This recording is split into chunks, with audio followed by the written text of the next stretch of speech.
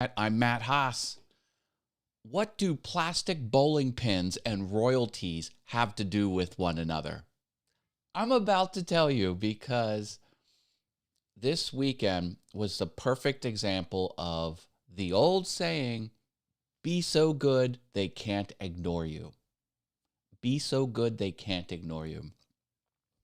I was at the Bowling Hall of Fame induction ceremony where my brother was inducted into the Bowling Hall of Fame. And looking back through the program, it has all of the former years inductees going back, decades. And one thing was clear, there are other people that were inducted much sooner than my brother, according to how old they are and how long they've been playing. And it became clear a lot of other people's accomplishments were partially a result of political stuff. I mean, like any organization, there's politics. It's a game of who's best liked, who's the most popular. And I think some of that had a effect here. But the quality was always on point because my brother's skill as a professional bowler, it's crazy high. So I think that's an important life lesson. You just have to bring it. You have to increase your quality. You've got to increase the value and keep doing it at such a level people can't ignore you. And then without playing the political game and schmoozing and, all of that stuff, you can have something too. Hi, Marcus. Hi, Sarah. Good to see you both here. Here, check it out. So this was at the event, and that's my brother, Steve, and that's after he gave his speech, which was a great speech.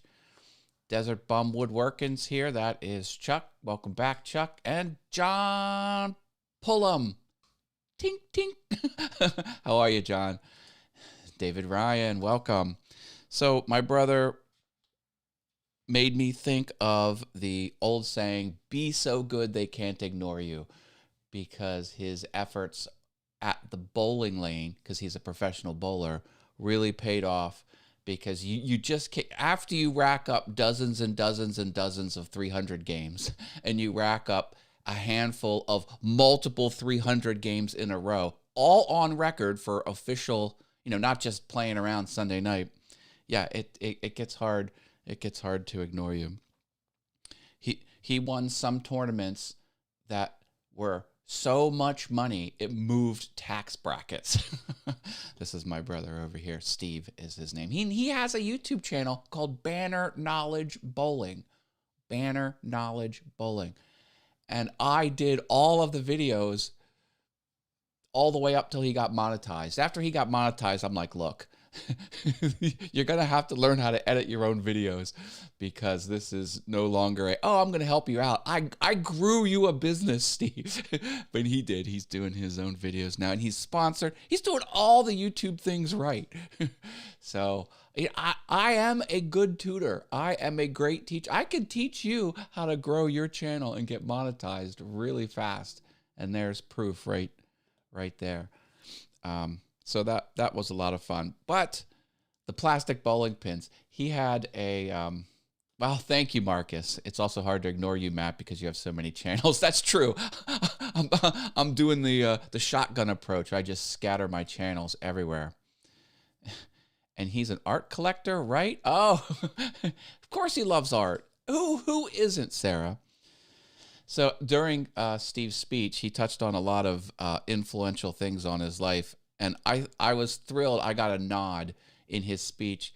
He mentioned when we were younger, I would set up the plastic bowling pins down the hallway, and he would take a plastic bowling ball and he would bowl. And it would start out with me bowling one frame, and then he's like, okay, let's switch. And then I would be the pin setter-upper because that was my role.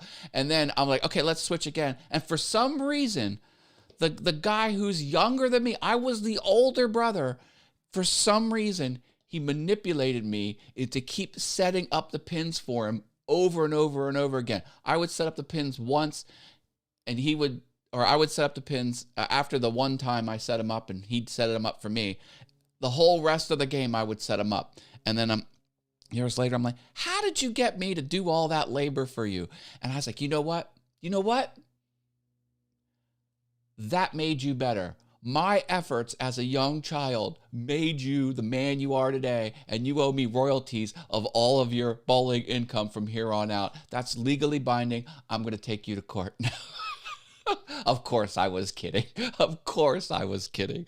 But I wonder if your efforts in childhood turn someone into a professional, how much of their money are you legally allowed to claim?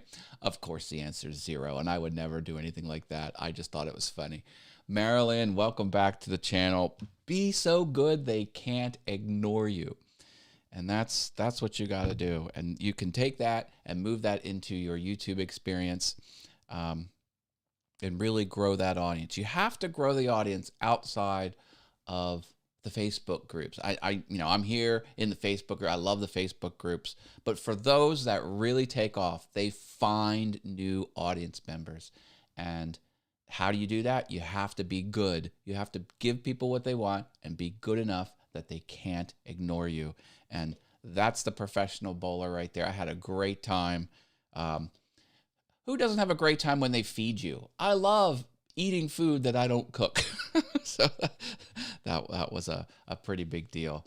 All right, everyone. Happy Monday. Drop a like or this video will self-destruct. Oh, no. I crashed Windows again. Darn blue screen of death. If you're not in my group, here's my group. Get in there. I'll approve you.